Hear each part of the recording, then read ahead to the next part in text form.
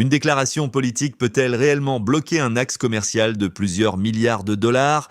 Ce qui vient d'être dit sur le pont Gordie Howe pourrait bien provoquer une crise bien plus grande qu'on ne l'imagine. Pour comprendre la séquence actuelle, il faut revenir précisément au déroulé des événements des derniers jours. Le 9 février dernier, le président américain Donald Trump publie un message sur son réseau Truth Social affirmant qu'il pourrait bloquer l'ouverture du pont Gordie Howe tant que les États-Unis ne recevraient pas, selon lui, une compensation financière et un contrôle plus important sur l'infrastructure. Dans cette publication, il affirme notamment que Washington ne permettra pas que ce pont ouvre tant que les intérêts américains ne seront pas mieux pris en compte, relançant immédiatement les tensions commerciales déjà existantes entre les deux pays. Le lendemain, le 10 février 2026, le Premier ministre canadien Mark Carney réagit publiquement après avoir eu un échange téléphonique avec Trump. Lors d'une déclaration devant la presse à Ottawa, il rappelle plusieurs éléments essentiels. Le pont a été financé majoritairement par le Canada.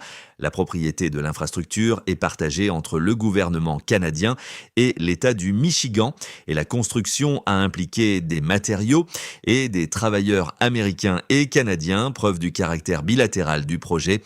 Carney insiste alors sur le fait que le projet constitue un exemple de coopération entre les deux pays et se dit confiant quant à une résolution du différend, cherchant clairement à calmer les marchés et les partenaires économiques. Mais en parallèle, la tension reste réelle. La Maison-Blanche confirme que le président pourrait théoriquement modifier le permis présidentiel nécessaire aux infrastructures internationales, ce qui alimenterait la possibilité d'un blocage administratif du projet. Cette séquence s'inscrit aussi dans un contexte plus large. Depuis le début du second mandat de Trump en 2025, les relations commerciales entre Washington et Ottawa se sont progressivement durcies, notamment autour des tarifs douaniers et des accords commerciaux, transformant chaque dossier économique majeur, y compris les infrastructures, en potentiel levier politique. Autrement dit, la réaction rapide de Carney n'est pas seulement une réponse à un message publié la veille, elle vise à contenir un épisode diplomatique qui pourrait, s'il s'envenime, avoir des répercussions bien au-delà d'un simple projet de pont. En clair, ce n'est pas un débat symbolique, c'est un enjeu économique majeur.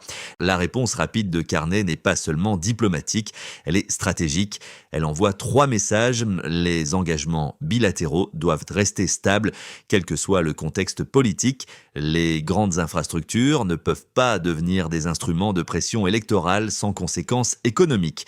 Et le Canada est prêt à défendre juridiquement et politiquement les accords déjà conclus. L'objectif est clair, calmer les marchés tout en affichant une position de fermeté. Premier scénario, la tension retombe rapidement. Dans ce cas, les propos de Donald Trump resteraient essentiellement rhétoriques, un message politique adressé à son électorat sans traduction administrative concrète. On aurait alors un classique épisode de diplomatie sous pression, déclaration forte, réponse ferme, puis retour progressif au calme. Pourquoi ce scénario est crédible? Parce que bloquer un projet transfrontalier déjà avancé impliquerait des conséquences juridiques lourdes, y compris vis-à-vis de partenaires américains, notamment dans le Michigan. Autrement dit, beaucoup de bruit politique, mais peu d'actes. Deuxième hypothèse, l'escalade technique. Même sans annulation formelle, Washington pourrait ralentir certains processus réglementaires, revoir des permis, exiger des audits supplémentaires ou invoquer des clauses de sécurité nationale. Ce serait une stratégie plus subtile, pas une confrontation frontale, mais une pression progressive. Ce type de manœuvre a un impact immédiat sur la confiance des investisseurs, les coûts de financement, les délais de mise en service et la perception du risque politique nord-américain, car dans le monde des infrastructures, l'incertitude coûte de l'argent, beaucoup d'argent. Troisième scénario, le conflit déborde du pont lui-même. Si Ottawa estime qu'un blocage serait une violation d'engagements bilatéraux, le Canada pourrait envisager des représailles commerciales ciblées ou un recours juridique international. Et là, on ne parle plus d'un pont, on parle de droits de douane, d'accès au marché, de chaînes d'approvisionnement industriel et possiblement d'un refroidissement durable des relations commerciales.